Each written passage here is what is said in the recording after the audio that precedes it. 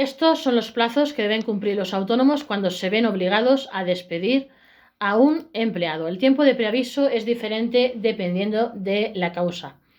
Cuando un autónomo, desgraciadamente, tiene que rescindir el contrato de uno de sus asalariados, debe cumplir con diferentes plazos de preaviso, dependiendo de la naturaleza del despido.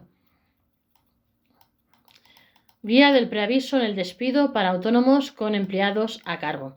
El preaviso de 15 días en el despido objetivo. El preaviso no obligatorio en el despido disciplinario. El despido improcedente que debe tener en cuenta el autónomo o empresario. El despido por fuerza mayor no requiere preaviso. El preaviso de 6 meses en el despido colectivo. El preaviso es la manera que tiene el autónomo o empresario de comunicar al asalariado con antelación que va a ser despedido. Un recurso laboral protegido por la ley a efectos de informar al trabajador y darle un plazo para integrar la nueva situación laboral que se le presenta, evitando con ello algunos de los perjuicios que puedan derivar del fin de la relación entre el negocio y un asalariado por diferentes motivos. Por ello es fundamental que los negocios conozcan las diferentes circunstancias que pueden ocasionar el despido y sus correspondientes plazos de preaviso, así como las implicaciones legales y obligaciones que se derivan. Se trata de una cuestión importante teniendo en cuenta que los datos reflejan que el 20,78% de los autónomos son empleadores, lo que significa que más de 600.000 trabajadores por cuenta propia tienen asalariados a su cargo en nuestro país.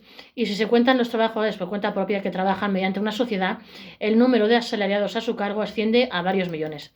El preaviso de 15 días en el despido objetivo. Este tipo de despido se produce principalmente cuando se produce una falta de adaptación del trabajador a modificaciones técnicas en el puesto de trabajo o por justificadas causas económicas, técnicas, organizativas o productivas. Según el artículo 53.1 del Estatuto de los Trabajadores ET, cuando se refiere a los requisitos para adoptar esta medida, entre las exigencias que se recogen, una de ellas es el preaviso. Esto debería darse en un plazo de 15 días naturales que inician en el momento de la entrega de la carta de despido objetivo hasta la extinción del contrato de trabajo si el despido se produce por causas económicas, técnicas, organizativas o de producción. Se deberá entregar copia de dicho preaviso a la representación legal de los trabajadores para su conocimiento. En este caso, la finalidad del preaviso sería para que el trabajador buscase un nuevo empleo durante el mencionado periodo de preaviso. Durante este tiempo, el trabajador tendrá derecho a una licencia de 6 horas semanales sin pérdida de su retribución con el fin de buscar nuevo empleo. Este plazo se podrá sustituir por una compensación económica de 15 días de salario. Además, según una sentencia del Tribunal Supremo de 2009, el contrato permanece vivo dentro del preaviso y por consiguiente cabe la retracción del empresario y la anulación de dicho despido. Si este se produce en los 15 días de preaviso, es decir, el autónomo podría reconsiderar la situación en este periodo de tiempo. El preaviso no obligatorio en el despido disciplinario. En este caso, al no existir preaviso, se trataría de un despido en el que se achaca la responsabilidad del trabajador como se expone. Sería el despido que se produce por alguna de las causas establecidas tanto en el ET como en el convenio colectivo por el que se rige la actividad de negocio. Concretamente, según el artículo 54 del ET, el autónomo o empresario podrá extinguir el contrato por incumplimiento grave y culpable del trabajador en los siguientes supuestos: las faltas repetidas e injustificadas de asistencia o puntualidad al trabajo. El deber laboral básico de todo trabajador no es más que cumplir con las obligaciones concretas de su contrato y puesto de trabajo bajo las reglas de la buena fe y diligencia, como queda estipulado en el artículo 5 del ET. La diferencia entre falta de asistencia y falta de puntualidad es la siguiente: falta de asistencia, ausencia al puesto de trabajo en la jornada diaria; falta de puntualidad, retraso al comienzo, durante o al terminar la jornada. Aquí cabe la posibilidad de ausencia parcial, es decir, ausentarse, por ejemplo, a media jornada. La gravedad en este tipo de actuaciones vendría marcada por la repetición de los acontecimientos, aclarando además los convenios colectivos los días que se consideran faltas de asistencia. Otro de los puntos a tener en cuenta es que la tolerancia por parte de la empresa que falte a su puesto de trabajo o existan faltas de puntualidad impide sancionar la conducta. La indisciplina o desobediencia en el trabajo. En términos de indisciplina se recogen aquellas conductas irregulares del trabajador efectuadas de manera clara, abierta, grave y sin motivo. Por otro lado, la desobediencia, esta se produce de forma consciente, radical e injustificada a las órdenes del superior jerárquico.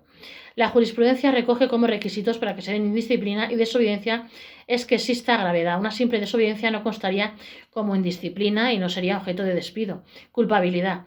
La voluntad que ejerce el trabajador al respecto debe ser clara, cierta, terminante y firme de incumplir los deberes laborales, es decir, que las acciones se realicen a conciencia, incluido el dolo. Trascendencia. El perjuicio o no producido a la empresa es considerado para imponer o evitar la máxima sanción, es decir, cuánto daño se hace al negocio, o injustificada. En caso de que la acción sea justificada, tendrá un tratamiento más favorable al trabajador.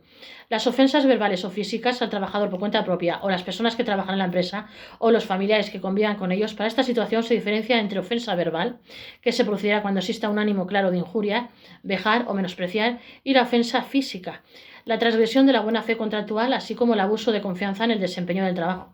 Para transgredir la buena fe contractual se tiene que dar un incumplimiento grave y culpable y la ruptura de los deberes de lealtad, confianza, fidelidad y observancia depositadas en el trabajador. El abuso de confianza, es decir, cuando el empleado ejerce un mal uso de las facultades que se le confiaron, lesionando o poniendo en riesgo con ello los intereses de la empresa. La disminución continuada y voluntaria en el rendimiento de trabajo normal o pactado.